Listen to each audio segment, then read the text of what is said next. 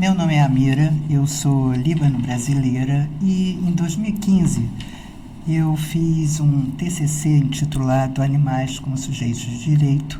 Procurei o desembargador Najib, que à época disse para eu fazer um fórum, porque ele era presidente de um fórum constitucional na Emerge. E lá participei desse fórum para nós debatermos essa questão de animais como sujeitos de direito. Debatemos com três desembargadores, o desembargador Najib, o desembargador Cláudio Brandão e o desembargador Marco Aurélio Bezerra. Posteriormente, até tinha chegado o desembargador Ciro Darlan e foi convidado para participar da mesa e do debate também. 10 anos se passaram, porque isso foi em 2015, agora em 2025, estamos aqui para debatermos um projeto de lei de número 4.120-A, de 2024, que cria um novo Código Estadual de Direitos Animais do Rio de Janeiro. Então, estamos com o deputado Luiz Paulo, que é um coautor desse projeto de lei, importantíssimo, porque acredito que em 10 anos esse projeto de lei aqui é um avanço nessa questão de animais como sujeitos de direito. E o deputado Luiz Paulo Correia da Rocha, deputado Luiz Paulo, ele é o decano da Alerj, é um deputado mais respeitado da casa por sua experiência e por ser profundo conhecedor da situação do Estado. É um parlamentar que atua diretamente na discussão desse projeto, por ter sido como disse, um coautor. E nós temos aqui o mediador, Dr. Caio Mirabelli, advogado, jornalista, escritor e presidente da Comissão de Ciências Políticas e Economia do Rio de Janeiro. Dr. Caio, o senhor quer iniciar? É uma pergunta, porque eu já estou aqui com o meu juridiquês aqui. Ok. Então, vamos começar. Primeiro, quero agradecer a Mira pelo convite de estar aqui no podcast. Também quero agradecer a presença do deputado Luiz Paulo. Para quem não sabe, o deputado Luiz Paulo é o mais técnico parlamentar de toda a Assembleia Legislativa do Estado do Rio de Janeiro. Verdade. Eficiente, inteligentíssimo, de teoria e principalmente prática, porque ele viveu a história. Homem honrado, ético, moral, caráter, educação. Se todo parlamentar no Brasil fosse igual ao deputado Luiz Paulo, esse país aqui já seria potência mundial há muito tempo. Obrigado. Então, vamos às perguntas. A minha primeira pergunta é bem light. Quais os principais objetivos que a Lei 4.120/2024 abarca com relação aos animais? Perfeitamente. Primeiro, eu queria contextualizar. Já existe, né, um Código de Defesa dos Animais que está definido na Lei 3.900 de 2002. Nossa, eu não... O autor desse projeto de lei, que virou lei, foi o deputado Eider Dantas, que não exerce mais mandato. Bom, o senhor disse a lei... 3.900 de 2002. Bom, e de 2002 para cá, mais de uma dezena de projetos de leis foram sendo apresentados, sendo aprovados e modificando a Lei 3.900 de 2002. A tal ponto que, se você tirar uma cópia da mesma, ela é toda riscada com uma pilha de modificações e foi perdendo a sua organicidade de tantas as modificações.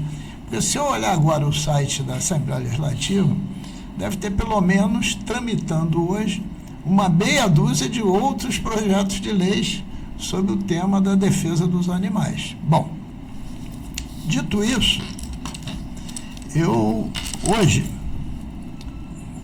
mas já faz bastante tempo, eu sou um apaixonado pelos pets, principalmente, mas não só, pelos cães, né? Até porque eu já estive, e garanto a você só tem um jeito de não se apaixonar por um cão, é não tê-lo. Verdade. Se tiver, Aí, é irresistível. É irresistível. Veja que muitas vezes o senhor que é jurista e ela que trabalha no Tribunal de Justiça tem demandas de separação de casal que quem vai disputar quem fica com o cão e quanto tempo durante a semana. Você veja. Né? E esse fato é verdadeiro. E, felizmente, as crianças, principalmente as crianças, e diria também os mais idosos, se apaixonam com muita facilidade pelos animais. E a recíproca é verdadeira. Uma criança faz com um cachorro o que um adulto não consegue. Parece que eles conseguem fazer ali uma simbiose, um reconhecimento, né? E a criança gosta do cão e o cão na mesma intensidade. E ainda protege a criança. Ora, diante disso, eu fui ler a lei existente, com todas as modificações, porque eu sou membro titular da Comissão de Constituição e Justiça. E todo projeto de lei que é apresentado à Assembleia, obrigatoriamente passa na Comissão de Constituição e Justiça. Quer seja de autoria do Poder Judiciário, do Ministério Público, do Executivo ou do próprio Legislativo. Tá? Então, como isso passa tudo lá, tendo sempre que se referir ao 3.900/2002, eu verifiquei que ele estava todo mutilado pela série de modificações e precisava ainda de forte atualização. Então, decidi, com a minha assessoria, de fazer uma pesquisa. Não vou ser ousado dizer que fazer uma pesquisa mundial, porque ninguém faz pesquisa mundial. Mas usando a inteligência artificial, consultar legislações de outros países, a legislação nacional e as próprias legislações estaduais. E só nessas consultas, eu anotei aqui, são 8 legislações federal e 29 estadual. E a partir dessas consultas, dessas leituras, isso não foi feito da noite para o dia. Né? Minha assessoria preparou a redação de um novo Código de Defesa dos Animais, que eu li, mudei, alterei, enfim, e comecei a conversar com outros parlamentares, né, para não ficar citando todos, né, de como melhorar esse projeto. Quando isso estava maduro, eu o apresentei em parceria com o deputado Carlos Mink. O projeto foi à pauta e na hora que a gente discutiu e votou em primeira discussão, para minha satisfação e surpresa, uma porção de deputadas e deputados pediram coautoria de imediato. Está escrito aqui, ó. 1, 2, 3, 4, 5, 6, 7, 8, 9, 10, 11, 12, 13, 14, 15, 16, 17, 18, 19, 20, 21. 21 parlamentares pediram coautoria, inclusive o próprio presidente da casa. Então, o tema, de fato, mobiliza. Isso não acontece sempre. Então, tramitou em primeira. Eu e o Mink, propositadamente, produzimos algumas emendas. Né? Outros parlamentares também produziram. Né? O projeto sai de pauta, é a regra. Né?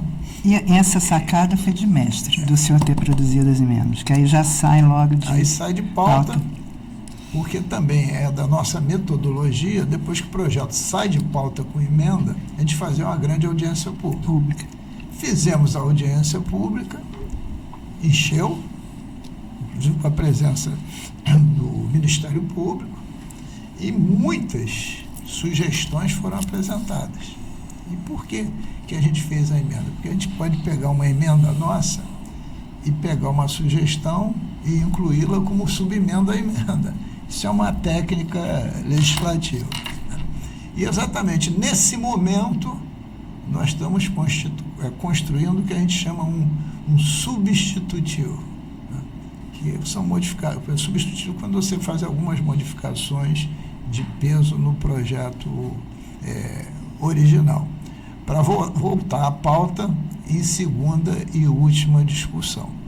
Então, até, e isso eu asseguro, porque também interesse é nosso, até o final do ano nós teremos um novo Código de Defesa dos Animais, muito mais atualizado, imperfeito como é qualquer lei, né? Porque o senhor sabe melhor do que eu, que o direito ele avança também segundo os usos e costumes, né? Então, tudo precisa ser aperfeiçoado e ainda guarda, né, uma contradição que um animal doméstico ele é um bem, senciente, consciente, mas é um bem. É um bem. Tanto é que você o compra no comércio, em canis, em lojas de venda de pets, etc, etc. E, na verdade, ele hoje, se você olhar mais sério, ele é um membro ativo de quem o tem, um membro ativo de centenas e milhares de famílias, né? Então ele precisa ter um tratamento muito digno e relevante e ser respeitado, alimentado, né? Cuidado. Claro. Então essa é a intenção, por isso que eu quis fazer a preliminar do projeto de lei. Perfeito. Dos avanços das inovações, eu destaquei alguns pontos centrais do projeto de lei que o senhor criou. A definição de animais como seres sencientes, normas sobre a guarda responsável, regras para transporte, eventos, comércio e proteção contra maus-tratos, fiscalização e sanções administrativas, correto? É o eixo dos capítulos. O projeto representa um avanço em relação à legislação federal existente. É o que eu penso, mas aí eu pergunto ao senhor se ele representa esse avanço em relação à legislação federal existente e se há riscos de sobreposição normativa ou uma insegurança jurídica. Olha só, os estados, primeiro, né, a gente tem que voltar à nossa Carta Magna, certo. Constituição Federal de 88. Isso. O artigo 1º da nossa Carta Magna diz que nós somos a República Federativa do Brasil. No mundo real, nós somos a República Unitária do Brasil. Poder concentrado na mão da União e muito pouco poder para os estados e um pouquinho mais que os estados de poder de legislar, os municípios, um pouquinho mais os municípios. Estado legisla sobre o uso do solo?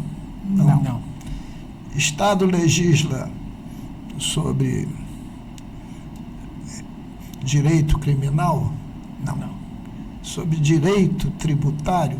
Não. Só no que diz respeito ao ICMS. E o IPVA e o ITD.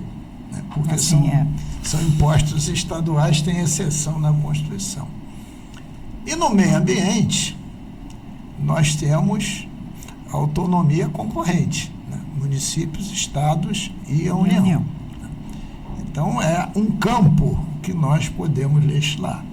A regra do Estado para legislar é que jamais ele pode contrariar uma legislação federal, mas ele pode acrescentar, complementar, né?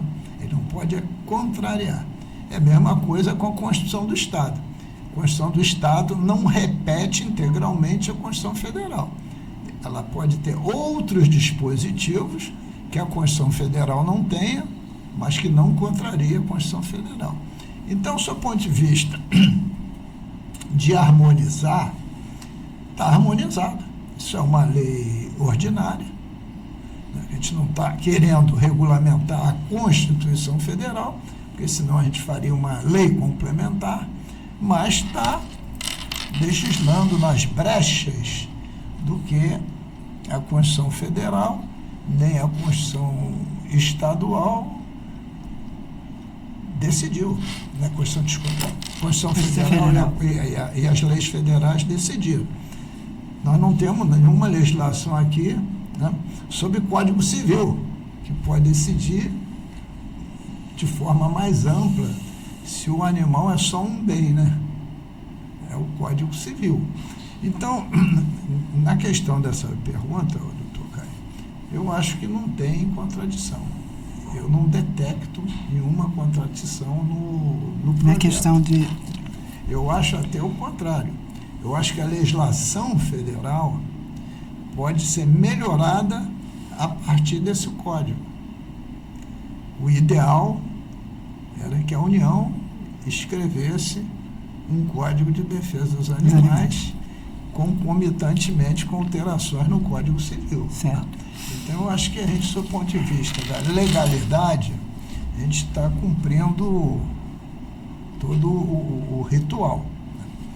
Além do mais, quando a gente faz um projeto de lei, para virar lei, ele vai à sanção do governador.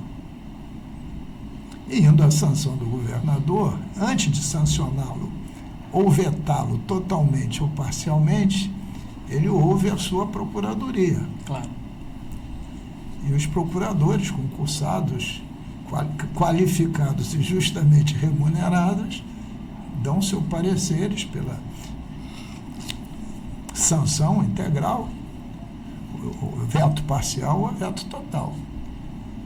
O governador sancionou, acabou? Não. Diz a Constituição Federal que se alguém achar que tem um artigo que seja inconstitucional, através de um advogado constituído, faz uma arguição direta de inconstitucionalidade aqui no TJ. Então acho que tem tudo isso, tem cobertura. Até porque a coisa mais difícil é alguém dizer assim, e isso todo mundo se diz entendido. Isso é inconstitucional. Mas quem decide se é constitucional ou inconstitucional é o Tribunal de Justiça. Sim. E muitas vezes lá no Supremo, a votação é 6-5. Então os entendimentos do direito não são mansos e pacíficos, né? Nunca foram. E nem o serão. Senão também deixa de ser direito, né? Sim. Passa a ser engenharia, que é muito mais cartesiana. Então eu acho que dentro desse aspecto a gente está bastante seguro de onde a gente está caminhando. Deputado, eu estou com uma curiosidade e eu acredito que os telespectadores do podcast também terão essa mesma curiosidade. Nós sabemos que os animais sempre foram tratados como bem, parte do patrimônio de um indivíduo ou de uma família. Mas com a evolução da sociedade, eles passaram a ser tratados até como o próprio membro da família, o próprio parente ou até o próprio filho. Do amor e do desenvolvimento do afeto da relação humana com os animais.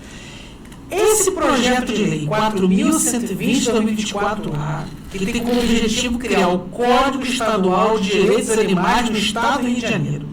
Como ele trata a evolução do animal como bem, coisa, para um ser senciente da família? Exatamente. Essa é uma questão de um dos pontos importantíssimo do projeto de lei. Porque, pegar aqui um exemplo do nosso podcast, né, que é Cão-Cat, vamos pegar inicialmente o cão. Pegando a sua definição, não é só a família que gosta do animal, não é só, entre aspas, o dono, como antigamente se dizia, que gosta do animal. A recíproca é verdadeira. O animal também gosta. E o animal, ele tem sentimento. Ele sofre, ele se entristece. Ele às vezes está muito alegre, ele festeja, né? Ele tem uma sensibilidade muito aguda. Daí a grande facilidade, você me perdoe, dele o animal, o cão, que eu estou falando do cão, se relacionar com as crianças e com os mais velhos. Por quê? Porque esses dois extremos do ser humano, a criança é absolutamente livre, ela não tem recalques, a fantasia, a imaginação dela está solta. Então, ela trata o cão como fosse um parceiro dela, fosse mais um. Sim. Ela vai beijar o cão, vai trepar em cima do cão, vai Puxar deixar o o rabo. cão lamber a cara dela. Por quê? Exatamente para Passar não ter lápis de cor. preconceitos sobre que pode ter uma doença infecto, contagiosa, que o cocô do cachorro. Não tem nada disso. Então, é uma relação de proximidade. E o velho, o mais velho, passa a ser uma parceria de companheirismo, né? Onde pode expressar o carinho, que é muito bem aceito, Isso. que é devolvido. Né? Isso mostra o quê? A sensibilidade que tem um animal. Né? Então, ele tem que ser tratado dessa forma. Né? E para você ter um animal, além de amá-lo, é preciso que você cuide dele. Né? O alimente, né? Porque ele não pode estar solto na rua, né? De forma adequada, tem um canto que ele possa descansar,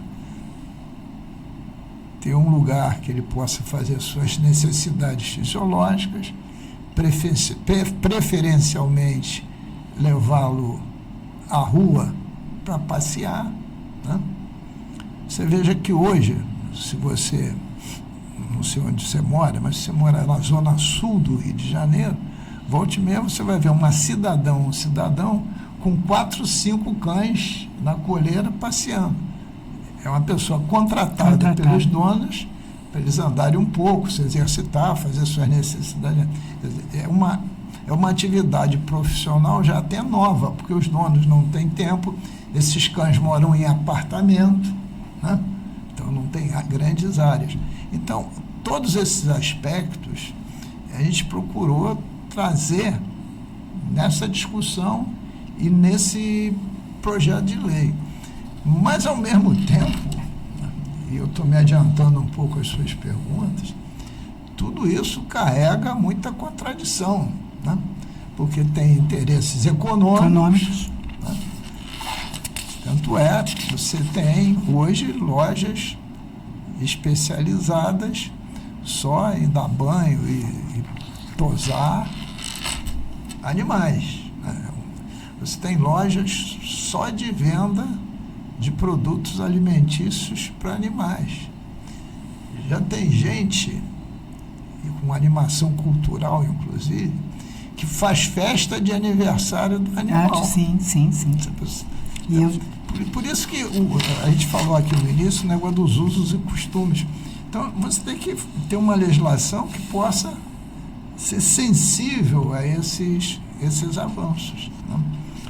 E os animais hoje precisam disso. E por quê? Porque se você pegar o próprio ser humano aqui no Brasil, eu não vou sair daqui, o conjunto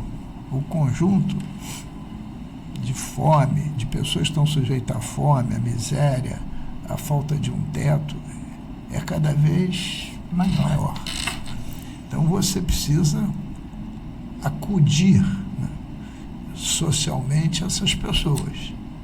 E muitas vezes, se você fizer um passeio agora na Avenida Rio Branco, seguramente você vai encontrar um cidadão que mora na rua, dormindo numa calçada, com 2 cães do lado dele. Sim. Mas tem um lugar não, tem uma porção. Porque o cão em si não abandona jamais. Né? Então você veja a complexidade dessa questão. Tem atividade econômica, você tem que ter proteção, você já consegue hoje ter a ajuda da lei, né, para que determinados atos não sejam cometidos contra os cães. Né? Você vê no noticiário, isso na Assembleia tem quase que de 15 em 15 dias tem um fato desse. Um pitbull solto ataca alguém. Aí desperta a ira, querem logo matar o pitbull. Né? Ninguém imagina que o dono deixou fugir, não cuidou, etc. Porque o pitbull não apareceu na casa da pessoa, né? E não se soltou à toa, né? Então você tem que mediar esses conflitos. E desde dos primeiros códigos jurídicos, né, a lei, os mandamentos, né, a tábua de Moisés com 10 mandamentos, aquilo tudo é para mediar conflito. Sim. Né? Então, o que o código quer fazer? Mediar esse conflito, né? Proteger os cães, que eles sejam não maltratados por uma parcela até menor da sociedade, que a grande maioria das pessoas gostam dos animais, e culturalmente, cada vez mais que você envolve o teu filho, eu envolvo o meu neto com os animais, mais culturalmente eles vão ser protegidos. Certo. Né? Eu acho que a escola e a criança é o berço para um caminho de proteção maior aos animais, porque vai refletir no futuro e na ação de todos. Perfeito. Mira? O senhor falou em alguns temas aí, eu estava querendo perguntar como a sociedade civil, os movimentos de proteção animal participaram da construção desse projeto. Bom, eu disse aqui na preliminar que nós fizemos uma grande audiência pública. Certo. Como o nome diz, a audiência pública é para ouvir, né? Não é para decidir, é para ouvir. E todos os segmentos que lá foram ouvidos. A audiência pública durou horas. Porque o ambientalista adora falar. O Mico, então, fala mais de todos juntos. Mas, quando eu falei aqui com a presença do Ministério Público, uma procuradora de justiça muito preparada, enfim. Cujo sobrenome é Maranhão, né? Eu no celular eu tenho, vou lhe dar. Pode ser que a minha memória esteja fugindo, mas tem um sobrenome fora do padrão. Bom, mas eu vou dizer que essa audiência pública, inclusive, coletou ideias. Porque por mais que você tente fazer um projeto de lei, quando você bota 100 pessoas que são do ramo para discutir, vai surgir tudo. Inclusive, tem muito ambientalista também que é xiita ao extremo, que é passar do inferno para o céu. Eles não acreditam em purgatório. Bom, nem é para acreditar, né? Esses espaços etéreos, enfim, é outra discussão. Então, você pode pegar ali os melhores conceitos e tentar, como subemenda a emenda do projeto, fazer esse avanço. Né? E exatamente a gente está na fase de construir essa nova redação. Não é que modifica o projeto todo, não, mas acrescenta alguma coisa ali, melhora a redação acolá, enfim. E isso veio da onde? Exatamente da audiência pública. E assim que a sociedade é consultada no parlamento, né? E a audiência pública, deputada, é interessante porque ela mostra os vários lados da moeda do mesmo assunto. É verdade. Que às vezes você não consegue ver no momento, mas na audiência pública você enxerga. Porque eu volto a dizer, cada um de nós, por mais aberto que a gente seja, a gente tem um limite de conhecimento, né, e de percepção.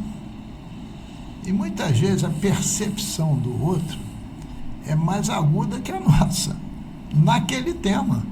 Porque às vezes o outro se dedica tanto mais tempo que tem e já vivenciou tantos outros fatos que a percepção dele é mais aguda. Por isso que a audiência pública é importante. E a audiência pública vai desde o leigo até os especialistas. Claro que os especialistas têm mais dicção, têm mais razão, etc. Mas o leigo tem ali na sua expressão emocional revelações também importantes para fazer. Né? Porque às vezes a academia está mais distante da sociedade. O cidadão está vivendo mais essas questões. Então, a audiência pública é essa ponderação. A audiência pública triste é quando ela está vazia. Sim. Se está vazia, o tema... Eu costumo, eu vou mudar de tema, somos obrigados, inclusive legalmente, a fazer audiência pública sobre lei orçamentária. Receita e despesa. São audiências públicas, do seu ponto de vista da participação popular, muito vazias. E por quê? Porque a lei orçamentária é uma pilha de números, cheio de regras, que é quase inacessível ao cidadão comum. Né? É claro que os representantes dos poderes vão, né, do judiciário, principalmente, que está sempre conseguindo mais dinheiro, e depois falta dinheiro para os outros. Né? Bom, eu tenho direito ao livre pensamento e opinião. Mas, eu digo que é uma audiência pública que, no meu entendimento, já está lotado, né? Porque para ter despesa pública tem que ter receita. Se não tiver receita, não vai dar certo. Como diz o povo, vai dar ruim, né? Então, a audiência pública desse tema específico foi muito participativa, muito participativa. E ficaram praticamente quase todos até o final. Então, valeu a pena. Deputado, eu tenho uma curiosidade, e acredito que é uma curiosidade do coletivo também. Muitos brasileiros têm esse ponto a se raciocinar e a perguntar. O Brasil ele é conhecido por ter criado leis fantásticas. Só que o Brasil também é conhecido pelo o seguinte papo: a lei não colou, a lei não pegou. Isso assusta. Que a partir do momento que o projeto de lei vira lei, o cidadão tem que cumprir e acabou. Aqui no Brasil tem essa característica exótica de lei não ser cumprida. Como que essa lei, que é fantástica, essencial na proteção dos animais, vai colar, vai pegar na sociedade? Bom, primeiro, temos que ter uma compreensão do que cabe a cada poder. Ok. Ao poder legislativo, como o nome já diz, compete legislar, Perfeito. criar leis. Mas eu, em particular, eu não acho que esse é o papel fundamental do poder legislativo. Acho que o papel fundamental do poder legislativo é fazer o controle externo da administração pública junto com o Tribunal de Contas. Controle externo da administração pública. Isto é, fiscalizar. Fiscalizar. Principalmente, mas não só, como é gasto o dinheiro público. Mas a cultura aqui no Brasil, você avalia se você é bom ou não deputado pelo número de leis que você criou. Então tem uma infinidade de leis. Tem leis que se colocava um artigo dizendo assim: o Poder Executivo regulamentará a presente matéria. Então basta o Poder Executivo não regulamentar, porque não tem punição nenhuma, a lei não se aplica. Né? Veja você. Então, uma lei, ela só pega quando há conscientização da sociedade. Senão ela não pega. Código Penal, ele só tem efeito se o combate à criminalidade e o julgamento dos criminosos ocorrerem e eles forem penalizados. Sim. Senão ninguém se interessa sobre que artigo do código tal, não roubar ou não matar, etc, etc. A mesma coisa com esse projeto de lei. Eu acho que esse é um projeto de lei que tende, né, a dar certo. E por quê? Primeiro, que não é uma hipótese, é o mundo real. A gente vive um momento de transformações climáticas fortíssimas. Né? E as transformações climáticas atingem a todos nós, seres humanos, e aos nossos animais. Certo. Volto a dizer, cada vez mais um crescimento da população. Claro que as taxas diminuíram, mas continuam crescentes. E um aumento da idade esperada de vida. Em 1950, a idade esperada de vida estava na faixa dos 54, 55 anos. Hoje, a idade esperada de vida, quer dizer, a vida média da população brasileira já está nos 74 anos, média. Isso não quer dizer que não tenha um que vai falecer com 50 e outro que vai morrer com 110. Né? E isso tem proporcionado cada vez mais as famílias terem um animal participando dela.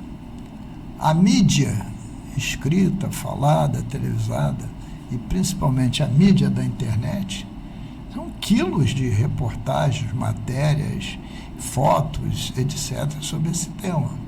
Então, há um processo muito grande de conscientização. Eu conversava ainda há pouco com a nossa Mira, enquanto não começava o programa. Tem políticos já que foram eleitos só com o tema da defesa dos animais. Já elege gente. Já elegia inicialmente vereador. Cláudio Cavalcante. Cláudio Cavalcante é um exemplo. Hoje, aqui no estado do Rio de Janeiro, elegeu um deputado federal, deputado Marcelo Queiroz. Você veja como o tema passou a ser forte. E agora diversas prefeituras. Né? Amém. Deputado, deixa eu repetir. E agora, com a reeleição, deputado Luiz Paulo. Amém. O assim seja sempre bem-vindo. Mas eu confesso, Inxalá. eu confesso a vocês que eu nunca usei em campanha essa bandeira. Sim. Sim. Mas eu vou votar no senhor por essa bandeira. Mas ela é verdadeira, muito mais pela minha paixão do que pelo meu tecnicismo. Mas eu diria que diversas prefeituras têm criado secretarias de defesa dos animais, que seria o instrumento do Poder Executivo para aplicar as políticas públicas de defesa dos animais. E tem, inclusive, aqui na cidade do Rio de Janeiro. Sim. Né? E o parlamento, com isso, pode cobrar e fiscalizar mais a atuação do Poder Executivo. Né? O senhor não era nascido, era meio triste, mas fazia parte do nosso cotidiano. Vinha a carrocinha de cachorro. Um guarda com um pau, com uma forcazinha, né? Pegava o cachorro abandonado da rua e jogava no Brasil e no exterior era assim. No camburão. Camburão. Isso quando um cão estava raivoso, que aí não tem jeito, não tinha outra forma, né? Era tolerável, mas o cão só porque está na rua, né? Então, isso você já não vê mais, a não ser que seja chamado. Outro dia me deram um telefone, porque entrou um sudoeste. Sudoeste é o vento, né? Sudoeste, quando entra, o vento vai a 80 km por hora, etc. E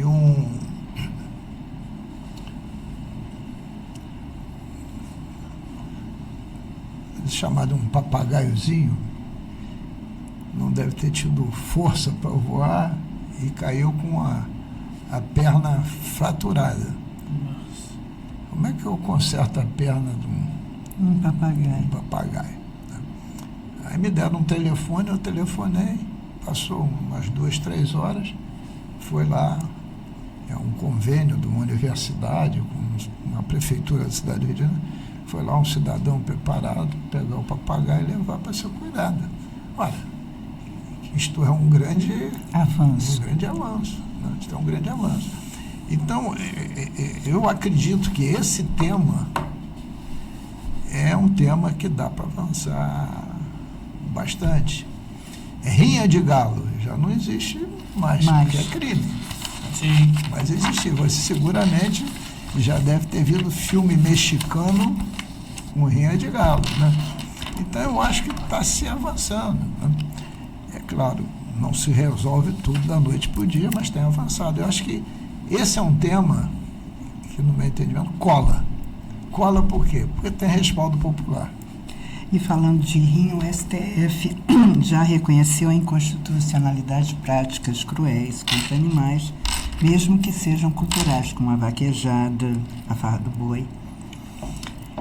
E esse projeto de lei 4.120-A de 2024 está alinhado a essa jurisprudência, quer dizer, esse novo código pode vir de referência para outros estados e há risco desse projeto de lei ser questionado judicialmente por setores contrários? Olha só, risco de ser questionado judicialmente, não existe nenhuma lei que não corra esse risco. Você não corre esse risco?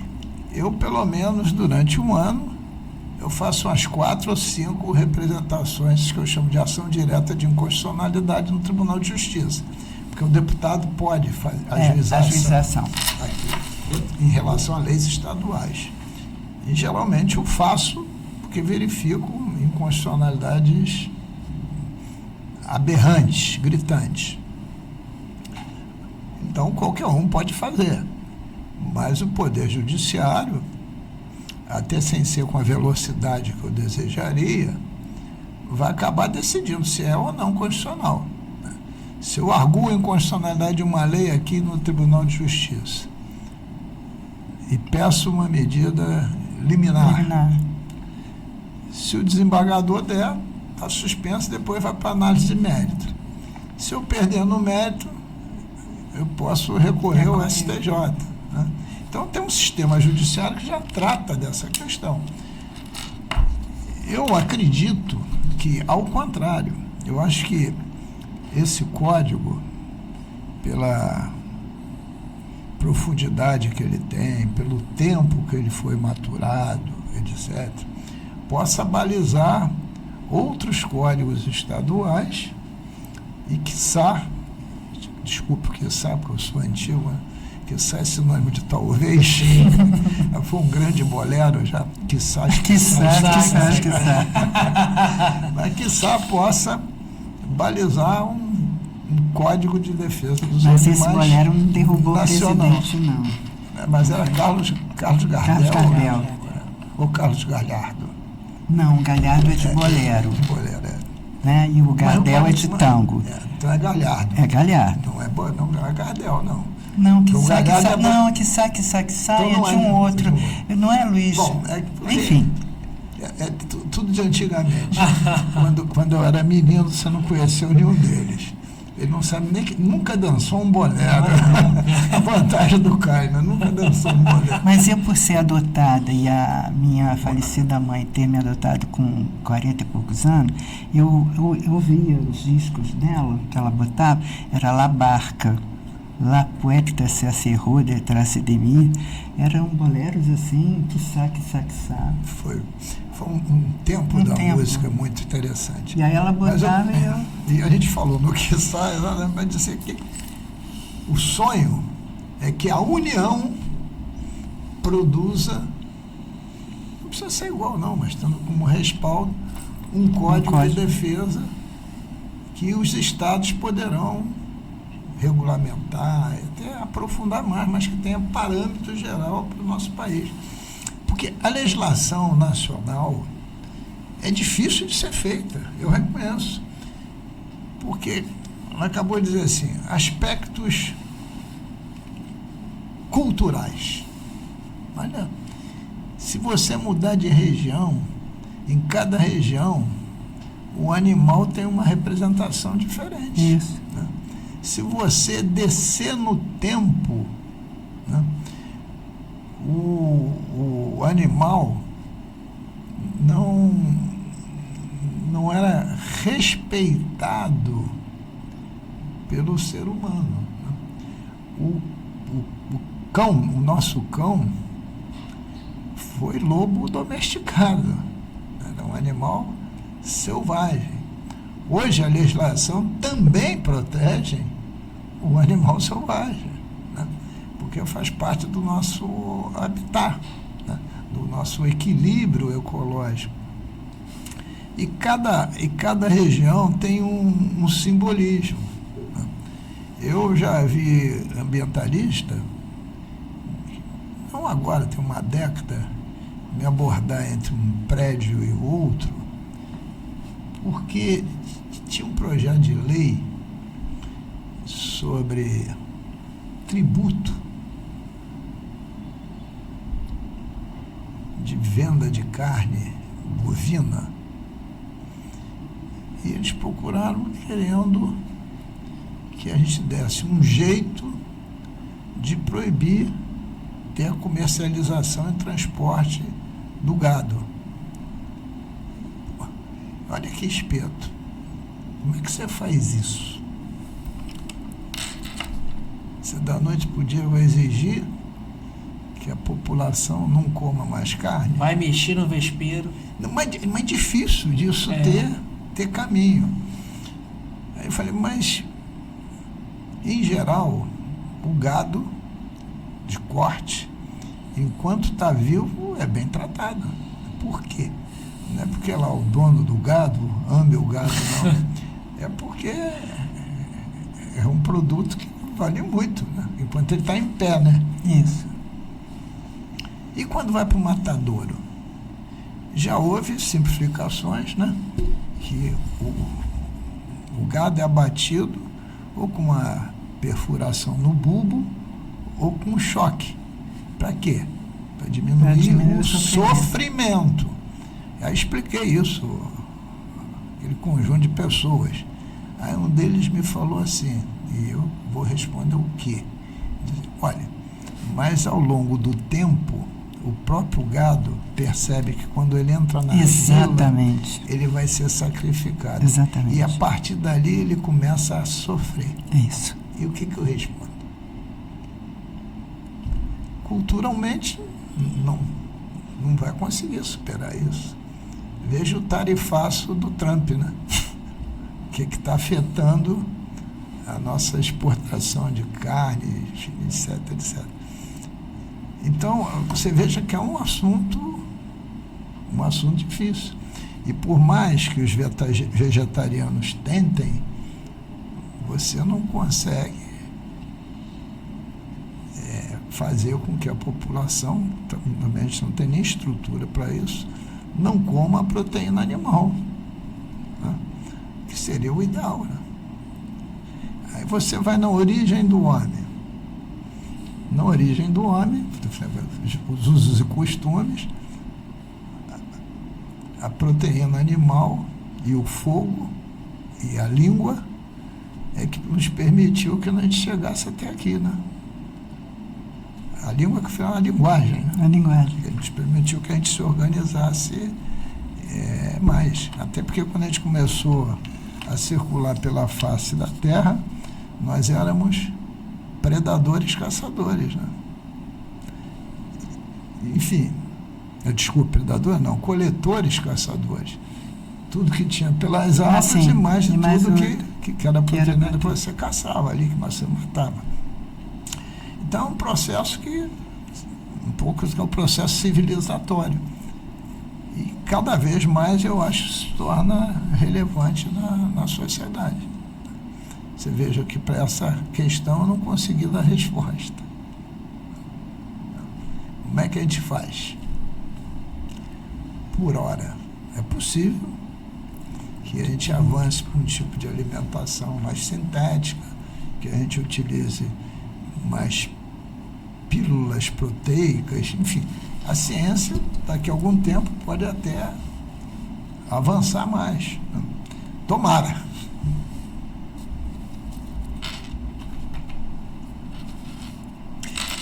Deputado, tem um outro assunto também. A lei, esse projeto de lei, prevê criação de secretarias e órgãos fiscalizadores ambientais? Olha só.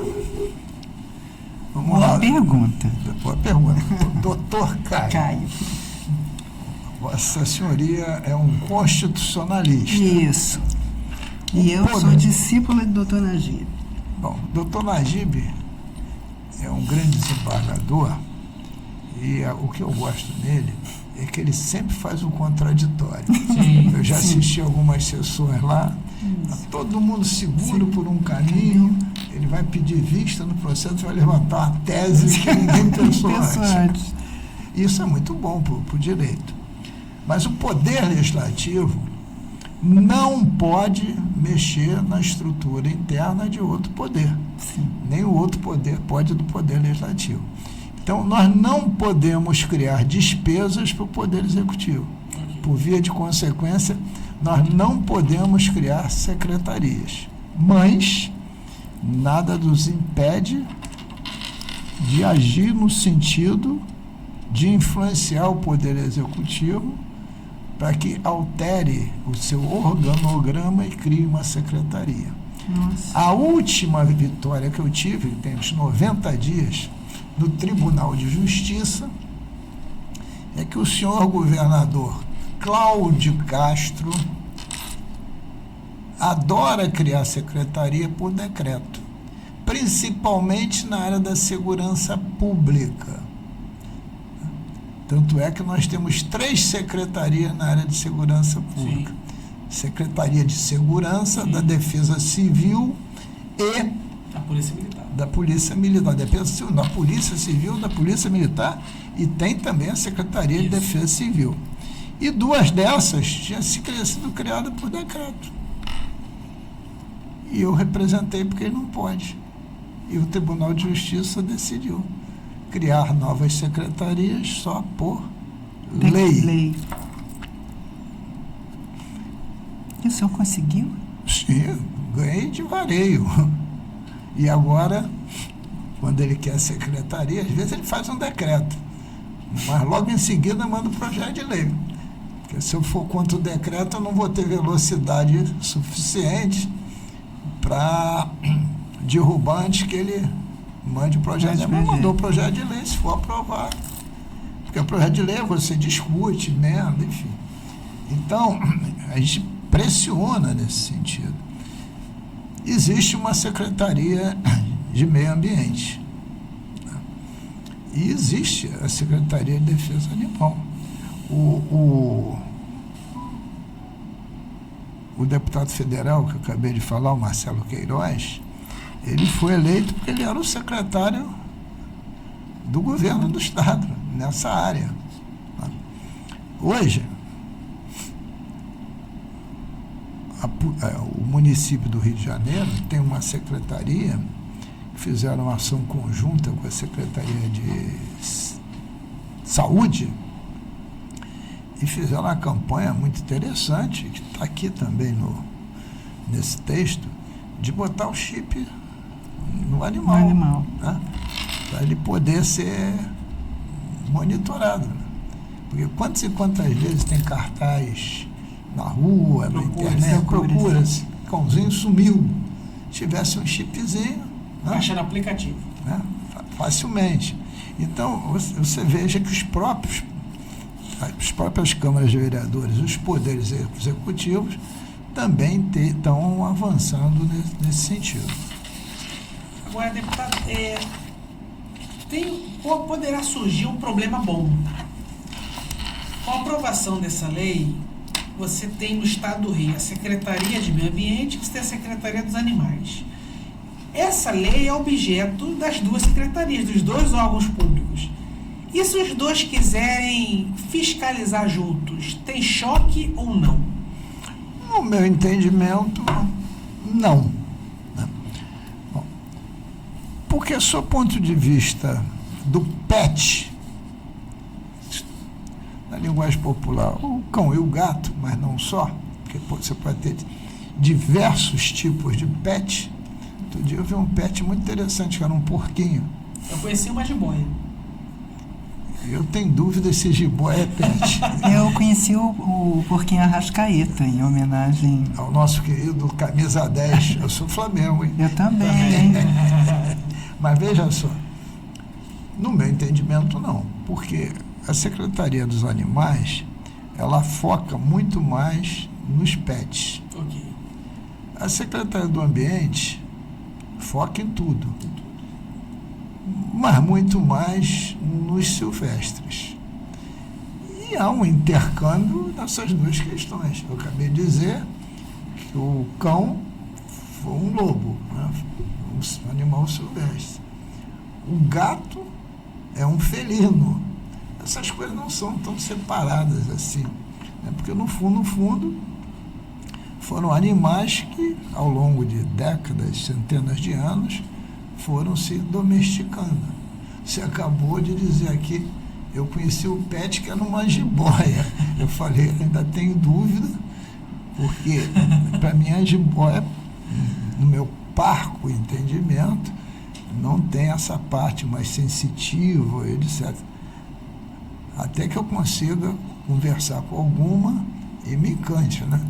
Mas pode ser, mas eu não tive esse tipo de contato. Mas é possível.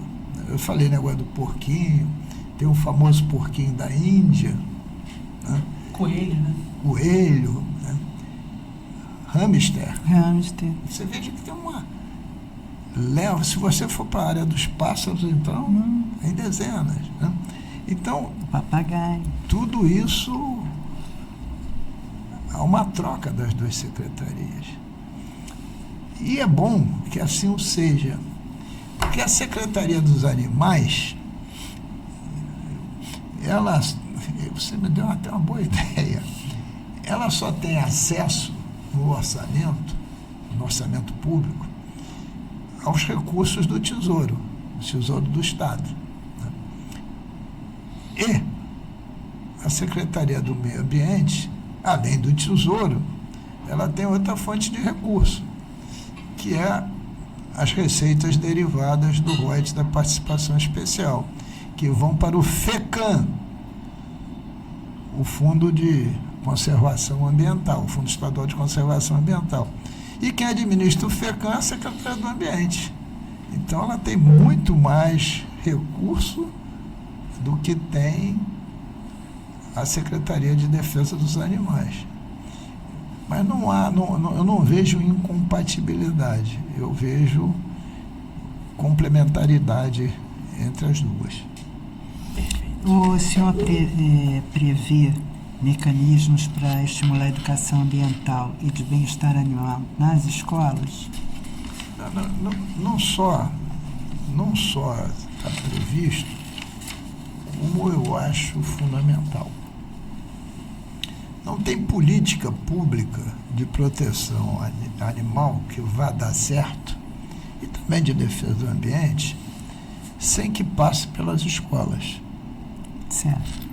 Principalmente, mas não só, as escolas de primeiro grau.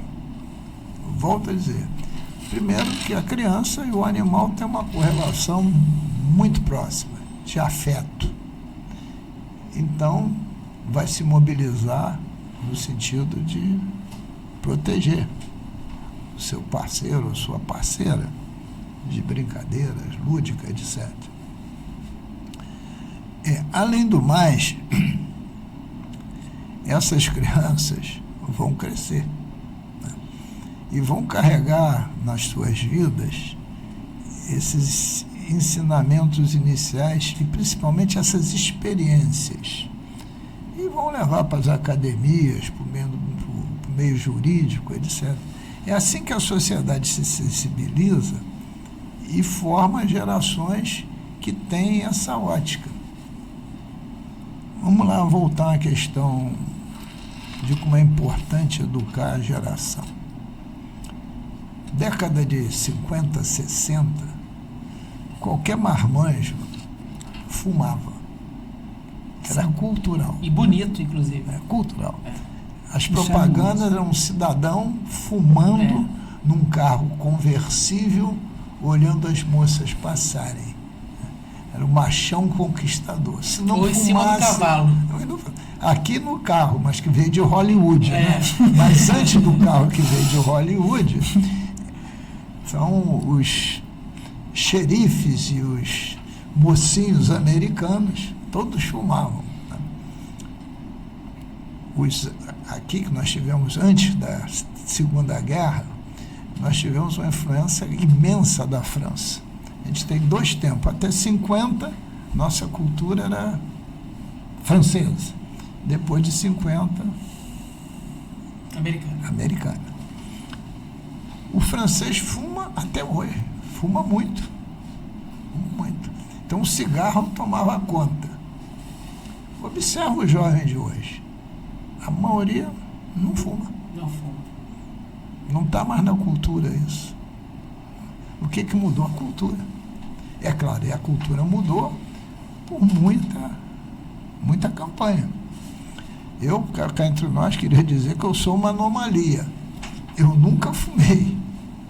Mas nunca fumei por questões culturais, não. Eu nunca fumei porque eu nunca gostei. Eu tive irmãos que fumavam. Hoje eu fico prestando atenção, é raro eu encontrar um jovem fumando. Quem fuma são os coroas, né? Então, essa mudança de cultura é que mostra a importância de você trabalhar nas escolas. Às vezes eu fico surpreso com as crianças trabalhando em coleta seletiva, porque as escolas encaminham as crianças plantando mudas de árvore. Né? Não é só no dia da árvore, não, como de forma consequente, porque é isso que é educação. Né? Então, eu acho que passa muito pela educação nas escolas, principalmente com grades transversais. Eu quero fazer essa pergunta importantíssima para mim, são 2. Se esse projeto ele pode abrir espaço para o Código Nacional de Direitos dos Animais, e se a gente pode trabalhar isso. Olha só, esse é meu sonho, né? É o meu também. É o meu sonho. Quando a gente conversava aqui, eu te dizia que o que eu estava imaginando, né, era marcar uma conversa com o deputado federal Marcelo Queiroz, assim que o substitutivo estiver pronto, dizer aqui, ó, Queiroz, estuda, lê, debate, etc. E vê se tem espaço no Congresso Nacional para isso. Né? Porque eu acho que aí a gente dá uma dimensão nacional à questão. E é o que a gente precisa. Porque a gente conhece a realidade do PET aqui no estado do Rio de Janeiro. Mas como é no Amapá, como é no Maranhão, né? Então, se não quiser, vamos descer. Como é que é no Rio Grande do Sul ou no Amazonas? Né? Essa é uma questão central ou não é? O Congresso Nacional é o espaço adequado, afinal, são 513 deputados federais e 81 senadores. Então, tem o Brasil ali todo representado. E um dos grandes problemas do Brasil é exatamente o problema e a solução é o tamanho da nossa nação. Né? E quando te falei que nós não somos uma república federativa só no papel, seria o ideal, né? Que cada um devíamos ter uma Constituição curta. Sim. E não a nossa Constituição um catálogo.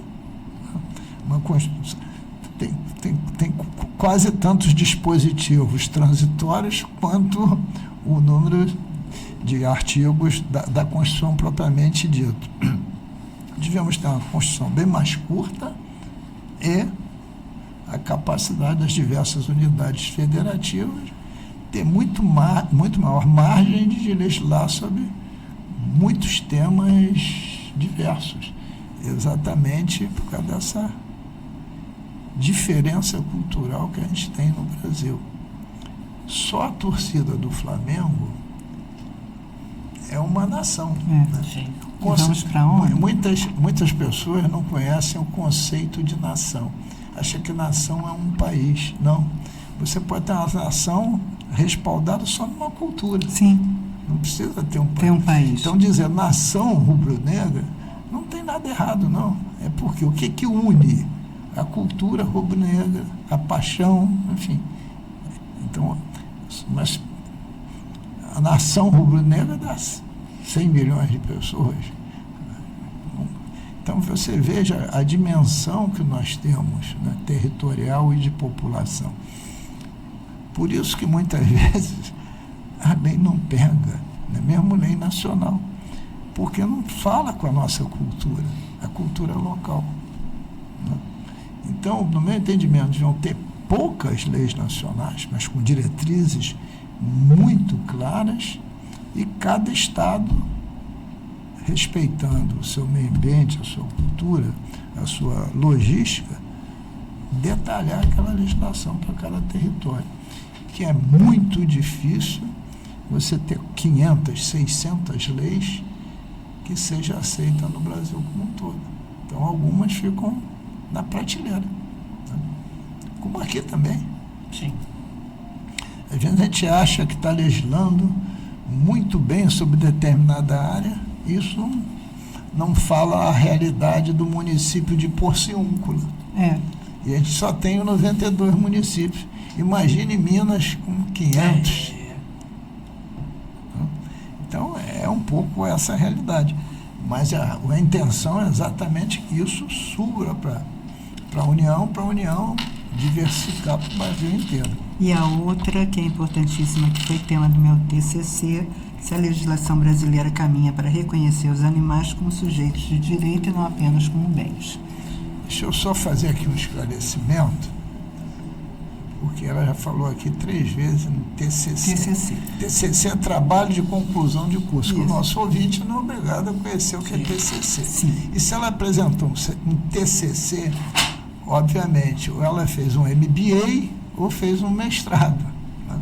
Por isso que ela fez o trabalho de conclusão de curso. Porque nós também somos o país da sigla. Ah, sim. Nós somos o país da sigla. Até lhe agradeço. Parece que todos nós sabemos. Às vezes eu incorro nesse, principalmente em lei orçamentária, fala assim, LDO, aí eu mesmo me corrijo. Lei de Diretrizes Orçamentárias. Por que o cidadão tem que saber o que é LDO? Né? A gente está falando aqui em público. Então, eu estou querendo dizer com isso que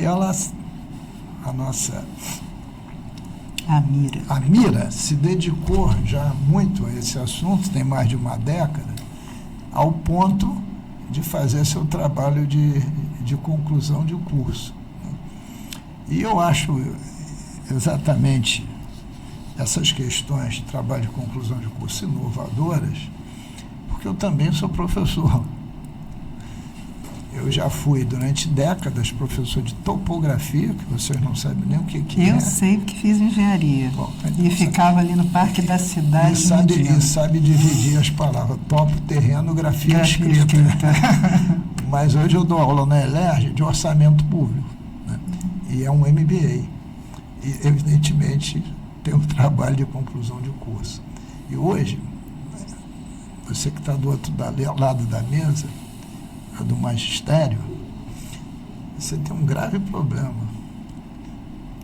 90% dos trabalhos são escritos pela inteligência artificial. Como é que você avalia com isso? Sério? A inteligência artificial, se eu der um tema para ela desenvolve, eu vou dizer quantas páginas quero como aquela aborde, etc. Em 5, 7 minutos já está pronto. O judiciário, hoje em dia, usa a inteligência artificial direta, até para fazer jurisprudência, julgamento. Ali, meu assessor, outro dia eu tinha feito uma representação no Tribunal de Contas contra uma determinada Rio Previdência, que tinha comprado quase R$1 bilhão em letras financeiras do Banco Master, que é um banco classificado no Banco Central de S3, terceira linha, não é primeira linha. Então, a compra de altíssimo risco, e eu tinha absoluta razão no que está acontecendo hoje. E a conselheira relatora meteu-se né? E a defesa, foi a defesa do Banco Master, a defesa do Rio Presidente, sustentaram. Aí ele pegou as sustentações orais, a inteligência artificial passou para texto e não sei quanto tempo demorou, mas não foi muito, apontou todas as contradições das duas defesas. Uau! Uau, não, é isso mesmo. Eu li as contradições. Se falou isso aqui não bate com isso, não bate em relação ao voto da relatora. Da relatora. Então, você, quando está do outro lado da mesa, o que eu tenho procurado fazer? Que o autor ou autores do TCC sustente oralmente. Porque para sustentar, você tem que conhecer, né? Sim, assim eu fiz. Não, Passei nesse teste. Não, mas porque hoje está muito mais difícil. Se você pegar um TCC, uma tese qualquer, que tiver muito hífen, é da inteligência artificial. Porque nós todos, costumamos botar vírgulas, né? A inteligência artificial bota um hífen. Se tiver muito hífen, o texto só da inteligência artificial. Deixa eu até ver uns meus aqui. Deixa eu até olhar aqui o meu. Eu não uso o hífen, você usa? Não. Você Não. usa? Mas a inteligência artificial usa de monte. Outro dia eu estava lendo um texto de um assessor meu, eu até perguntei se ele já tinha passado foi o Pablo, pela inteligência artificial, tinha 2 parágrafos com hífen, eu não preciso nem perguntar. Porque ela também serve para te corrigir, né? Sim. A inteligência artificial está tão aperfeiçoada, você dá um texto que você fez para ela te pergunta assim, você quer que eu adapte para o mundo jurídico, para a academia ou para o jornalismo? Ela não vai alterar o conteúdo, ela vai alterar a forma. Olha, quem é que perde uma questão dessa? Claro que, em geral, quando eu escrevo para o jornalismo, então, eu entendo... E também para as mídias sociais, que é outro... mas as mídias sociais, a gente... Artigo, alguma coisa, que é a mídia social. A mídia social que é coisa muito curta. É melhor você pegar o artigo e fazer umas pílulazinhas. Entendi. Não adianta você dar um texto de 2 páginas para a mídia social, quase ninguém...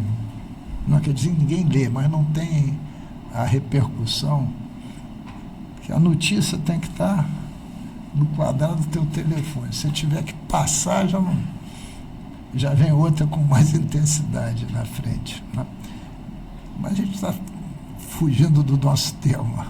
Não, eu tinha perguntado ao senhor se a legislação caminha para reconhecer os animais como sujeitos de direito. O senhor diz que sim, não comumente, sem dúvida nenhuma. Porque assim a gente consegue que no Amapá, Rio Grande do Sul, né? Você faria essa? Posso fazer. Qual mensagem principal poderíamos deixar sobre o futuro dos direitos dos animais no Rio de Janeiro com esse novo código? Olha só, eu olho o futuro nessa área como muito promissor, porque eu verifico que cada vez mais o número de pessoas que aderem a esse tema maior. Quando eu trouxe aqui que elegeu um deputado federal, eu estou falando, o deputado federal, para se eleger pelo Rio de Janeiro, não sei lá quantos votos Marcelo tem, não sou capaz de decorar isso, mas nenhum deputado federal tem mais de 60, tem, para se eleger em partido grande, mais de 65 mil votos. Então, se 65 mil pessoas votaram, e dessas 50 mil foi por causa da pauta de defesa dos animais, é sinal que isso é 5% de quem se interessa por esse tema. Você vê? Aí já fomos... Quanto? 75. Ele teve 75 mil votos. imaginar que 60 mil saiu dessa pauta. Se isso, para arredondar, é 10%, sinal que tem 600 mil pessoas interessadas. Então você veja que isso mostra um futuro muito grande. Por quê? E por que eu falei na eleição? Porque o parlamento vai cuidar, o poder executivo vai cuidar, né? Que o governador também vive também de voto, né? Claro. Sim. E o voto, no fundo, também reflete o sentimento da população.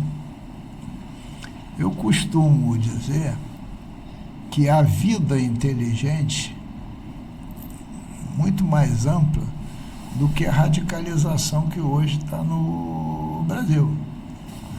De bolsonaristas versus lulistas. Há um caminhão de outros assuntos que precisam mobilizar a sociedade, que hoje é toda mobilizada por esses dois extremos, ou quase toda. E esta votação que eu acabei de falar prova que tem temas que Superam isso. E como eu também abraço o tema do bolso do cidadão, da proteção ao bolso do cidadão, que é questões de PVA, Detran, enfim, concurso público, etc. E tenho me eleito, estou aqui no meu 6º mandato, não só isso, né, mas também é sinal que tem muitas coisas entre essa polarização. Então eu acho que esse campo é um campo muito promissor e um campo muito importante exatamente pela adesão das crianças. E a adesão das crianças é o eleitor de amanhã, a inteligência de amanhã. Sim. Né? Então, e eu acho também o seguinte, até porque tinha uma pergunta aqui sobre isso. Sociedade que não tenha sonho e utopia não vale a pena. A gente tem que, desde que o homem só andou para frente, porque tem sonhos, tem utopias, tem fantasia, tem imaginação. E eu acho que, como isso lá atrás era uma utopia, hoje está se tornando realidade, vai avançar cada vez mais. Eu não tenho dúvida nenhuma sobre a importância desse tema para o futuro, e acho que vai avançar mesmo. Eu tinha colocado assim, a risco de que parte da população considere o projeto radical demais ou utópico? Radical ele não é, né? Porque... Não tem aqui radicalidades excessivas, né? Utopia, tomara que tenha, né? Tomara que tenha, né? Eu volto a dizer, não adianta a gente querer pensar e fazer as coisas só visando o hoje, né? A gente tem que olhar, né, o desenvolvimento da humanidade, o desenvolvimento das nossas cidades, etc. Então, ter uma carga de utopia, eu acho também importante. Ô, Amira, eu não sei se você leu Nautilus, Submarino Atômico do Júlio Verne. Hoje, na realidade, naquele momento, esse cara tá louco. Né? Tá louco. Submarino Atômico. Mas eu li no ano passado. Não, mas eu li há décadas, tinha até figurinha. Não, é só por causa da idade, então eu li no ano passado. Não, mas eu já falei para a diferença que nos separa, eu e ela, é mais de 4 décadas, então a diferença é muito grande. Perfeitamente. É porque a leitura não quer dizer que precisa se ler no tempo que ela foi feita, ela foi produzida. A leitura, ainda mais de qualidade, permanece, ela se torna praticamente atemporal. Isso. Né? Atemporal. Mas por isso que eu sou alguém que já está na quinta idade quase, mas eu quero acabar meus tempos tendo utopia, né? Para poder pensar para frente, né? Os eventos culturais que usam esses animais ainda têm forte apoio em algumas regiões. Sim. Em algumas regiões e em alguns países. Basta ver as touradas espanholas, né? As vaquejadas no Brasil. Isso. Rodeio. Os rodeios, principalmente São Paulo, Minas, Barreto. no nosso centro-oeste. Enfim, eu acho que vai se avançando na proteção, por exemplo, na vaquejada, né? Já se protege mais o animal, ele já não sofre tanto, enfim. Mas não dá exatamente para você ser xiita, radical, querer acabar com tudo da noite para o dia, mas com o tempo, eu falei aqui da rinha de galo, que, né, hoje em dia já está proibido. Não se vê mais rinha de galo, porque acabou. Acabou. É interessante isso.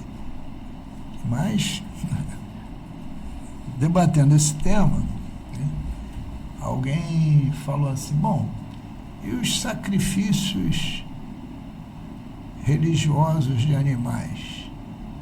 Está entrando numa seara complexa. Sim. Mas eu respondo também o seguinte, e nós não somos carnívoros? Sim. Nós também Não sacrificamos? Sim. E se você pegar a Bíblia, lá no ano 0, ou antes de Cristo, DC e AC, né, depois e antes, o que mais tinha era sacrifício de animal. O cordeiro todo, sei lá, o cordeiro de Deus. Verdade. Por quê? São práticas milenares. Porque é da cultura religiosa se agradar os deuses. Aquele sacrifício, na Umbanda ou Candomblé, é como os deuses estivessem comendo aquele alimento. O que se pode ter é que o sacrifício seja imediato, como é num matadouro formal, e não aos pouquinhos, com penalização, etc, etc. Mas é um processo cultural. Você não vai querer que da noite para o dia... Na Índia já tem, no mínimo, 10 mil anos. Sim, mas na Índia a vaca é sagrada, né? E outros animais não. Para tu ver a complexidade do assunto. Não é um tema, porque a cultura, ela também se altera, mas ela é mais lenta, ela vai com o tempo. A gente falou com cigarro por causa da cultura, né? Então a nossa alimentação, ela se alterou e vem se alterando com o tempo. Sim. Se eu for aqui em qualquer restaurante aqui, eu adoro ovo com bertalha. É difícil. A bertalha é muito difícil encontrar. Eu nunca ouvi falar nesse prato. Esse é muito gostoso, mas a bertalha eu não consigo. Você chega no restaurante, até tem, mas poucos.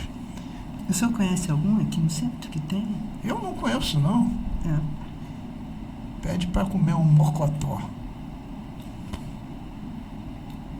Ou uma tripa lombeira. Isso, então. Esse é da carne, né? Sim. Ensopadinho de quiabo. Não, isso foi da nossa cultura. O tempo, até a alimentação vai andando.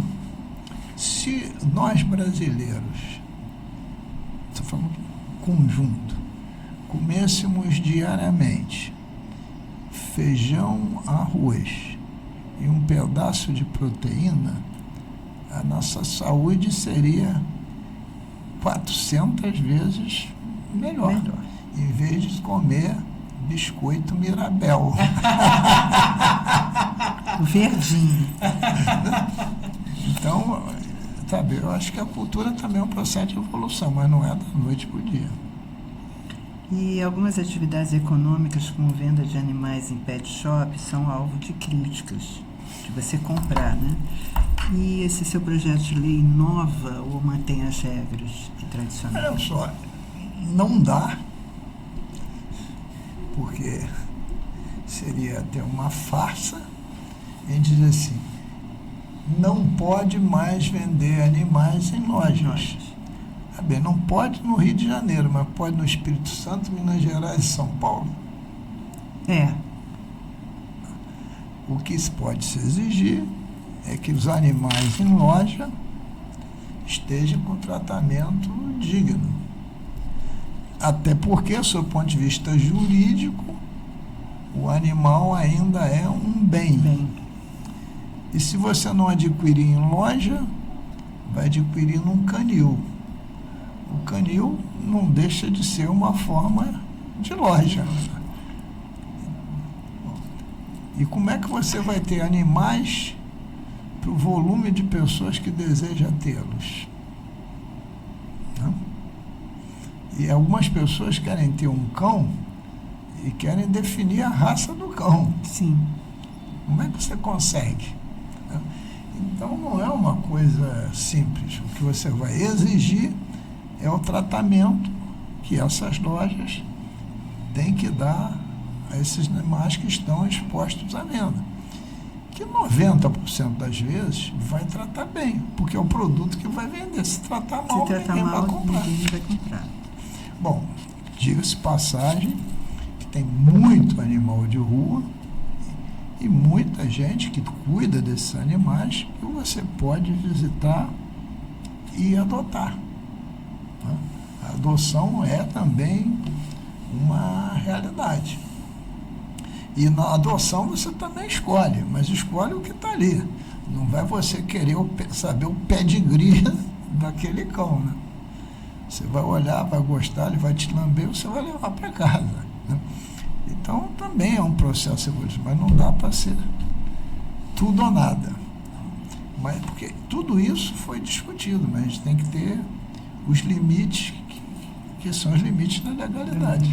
Senão gera a famosa ação de inconstitucionalidade. Né? E o senhor acha que esse projeto de lei pode fortalecer a imagem do Rio como referência em sustentabilidade e proteção animal? Olha, tomara que sim.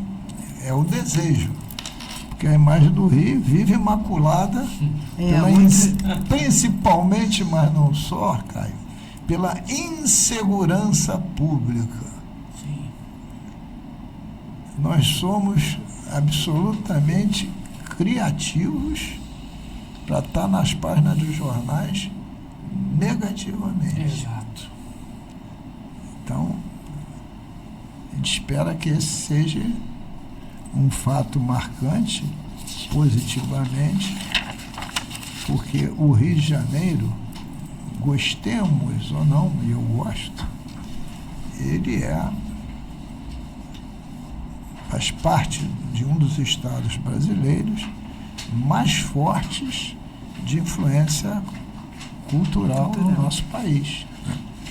Já foi dito diversas vezes que o nosso estado do Rio de Janeiro é um tambor de ressonância, né, de tudo que é bom no Brasil, mas muitas vezes também de tudo que é ruim. Né? Porque se ressonância, ele vai replicar as grandes partituras, as grandes músicas, mas também os horrores. Né? Mas daí a importância disso aqui, de que isso possa ser copiado, melhorado, mais qualificado nas outras unidades federativas. E o senhor acha que esse projeto pode ser considerado ousado ou ainda tímido frente às demandas sociais? Olha só, tímido ele não é, né? Porque houve a preocupação, eu falei aqui, de consultar todas as legislações nacionais existentes e também de legislações de outros países. É claro que tem países na Europa que são vanguarda. A França. Mas eu considero que esse projeto avança bastante. Não está como um projeto extremamente vanguardista, mas está longe de ser tímido. Eu estou aqui passando, doutor Caio, para ver se nós pegamos tudo. Na visão do direito constitucional, com a relevância de um código específico, o senhor falou, mas isso é mais uma questão jurídica. Mas eu gostaria, na visão do direito constitucional, a relevância de um código específico para a proteção de animal em âmbito estadual, eu acho que nessa concepção...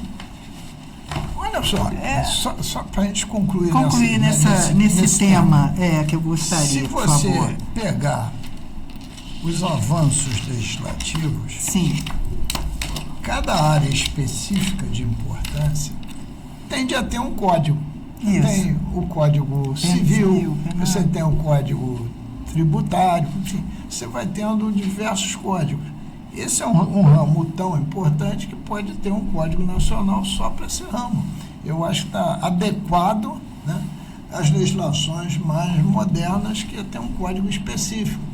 Porque a pior coisa do mundo é você ter uma área que você tenha 100 projetos de leis. Ou 100 leis. Porque se você tem 100 leis, você não tem nenhuma. Não tem unanimidade de pensamento, nem conflitos. Além de não ter conflito, ninguém pode conhecer 100 leis, pô.